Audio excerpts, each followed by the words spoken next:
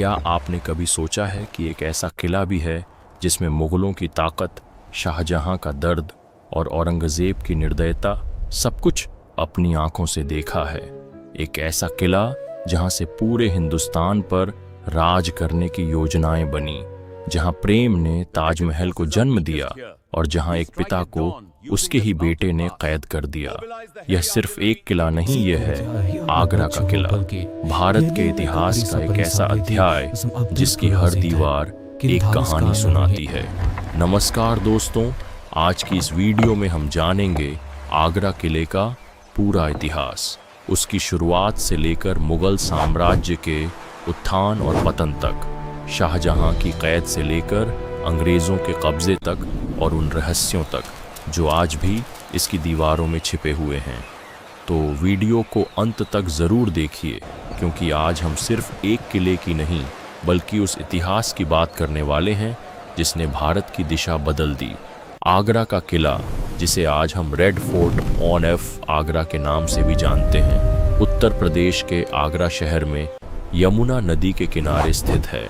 पहली नज़र में यह एक विशाल लाल पत्थरों से बना किला दिखाई देता है, लेकिन इसकी असली पहचान इसकी दीवारों के भीतर छिपी कहानियों में है। आज यह यूनेस्को की विश्व धरोहर सूची में शामिल है, लेकिन इसकी शुरुआत इतनी भव्य नहीं थी। इतिहासकारों के अनुसार 11वीं शताब्दी में यहाँ एक साधारण ईंटों का किला हुआ करता था, जिसे बादलगढ़ कहा जाता था।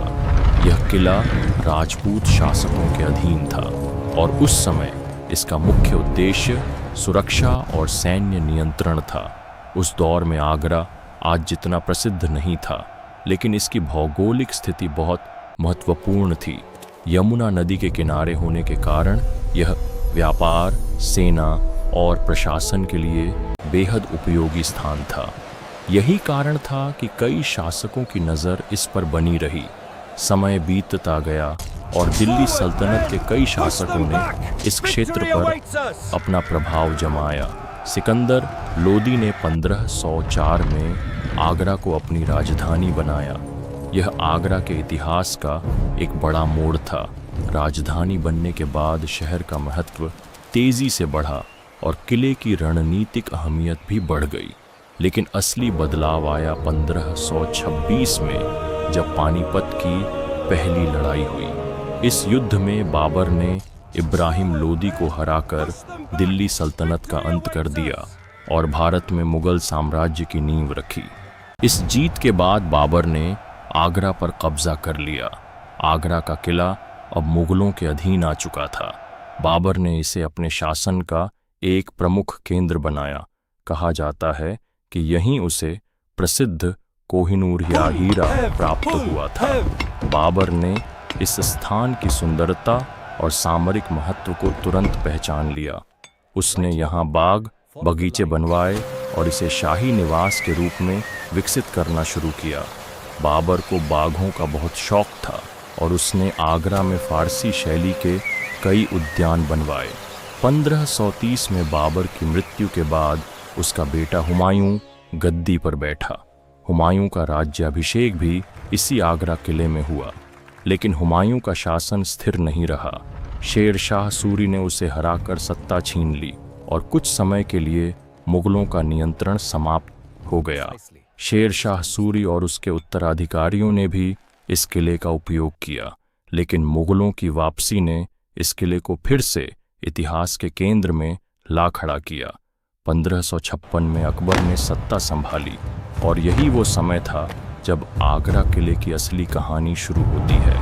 अकबर सिर्फ एक विजेता नहीं था, वो एक महान प्रशासक और दूरदर्शी शासक भी था। उसने समझ लिया था कि इतने विशाल साम्राज्य को संभालने के लिए एक मजबूत, सुरक्षित और भव्य राजधानी की ज़रूरत है। पुराना ईंटों का किला अब इस भूमिका के लिए पर्याप्त नहीं था, इसलिए 1565 में अकबर ने आदेश दिया कि पुराने किले को तोड़कर उसकी जगह एक नया विशाल और अजय किला बनाया जाए। यहीं से शुरू हुआ आगरा किले का पुनर्निर्माण। राजस्थान से लाल बलुआ पत्थर मंगवाया गया। हजारों मजदूर, कारीगर, शिल्पकार और इंजीनियर इस निर्माण में लगाए गए। लगभग 8 वर्षों तक लगातार काम चला। कहा जाता है कि करीब 4000 से अधिक मजदूरों ने दिन रात मेहनत की। 1573 तक यह विशाल किला तैयार हो चुका था। यह सिर्फ एक किला नहीं था, यह मुगल साम्राज्य की शक्ति का प्रतीक था। लगभग 94 एकड़ में फैला यह किला अर्धवृत्ताकार आकार में बनाया गया। इसकी दीवारें लगभग 70 फीट ऊंची थीं और दोहरी सुरक्षा व्यवस्था इसे लगभग अभेद्य बनाती थी।